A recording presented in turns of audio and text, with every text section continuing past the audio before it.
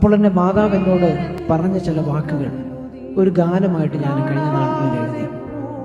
ആ വരികൾ ഇങ്ങനെയാണ്: ഉള്ളം നീറുമ്പോൾ ചാരയണയും പ്രാർത്ഥന കേൾക്കുന്ന നല്ല ദൈവം.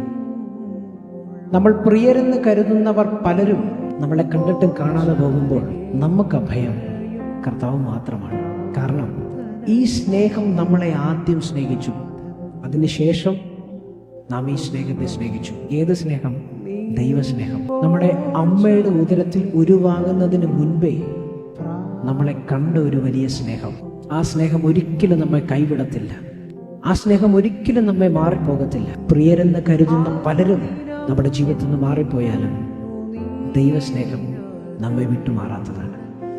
ഈ വരികൾ നിങ്ങളെ സ്പർശിക്കുന്നെങ്കിൽ, നിങ്ങളിപ്പോൾ ഭാരത്തിൻ്റെ നടുവിലാണെങ്കിൽ, പ്രയാസത്തിൻ്റെ നടുവിലാണെങ്കിൽ, വളരെയധികം ദുഃഖത്തിൻ്റെ നടുവിലാണെങ്കിൽ, അഭയം കർത്താവുണ്ട്. കർത്താവിലൊന്ന് ആശ്രയിച്ച്, വചനം പറയുന്നത്, കർത്താവിൽ ആശ്രയിക്കുന്നവർ, ദൈവത്തിൽ ആശ്രയിക്കുന്നവർ, ദൈവം മാത്രം ആശ്രയമെന്ന് പറയുന്നവർ ഭാഗ്യവാന്മാർ. ഇന്നതുകൊണ്ട് അങ്ങനെ വിശ്വസിക്കുന്നെങ്കിൽ ഈ വരികളൊന്ന് കേട്ടു നോക്കി.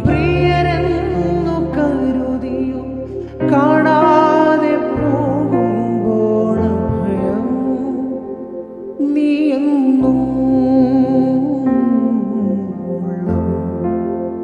നീറുമ്പോൾ ചാരയണയും പ്രാർത്ഥന കേൾക്കുന്ന നാഥൻ.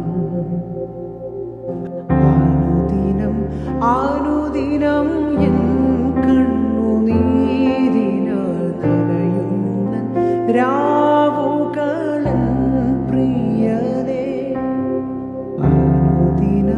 അനുദിനം എൻ കണ്ണുനീരിനാൽ നനയുന്ന രാവുകളൻ പ്രിയനേ. ഉയരേ നിന്നുള്ളോരത്യന്ത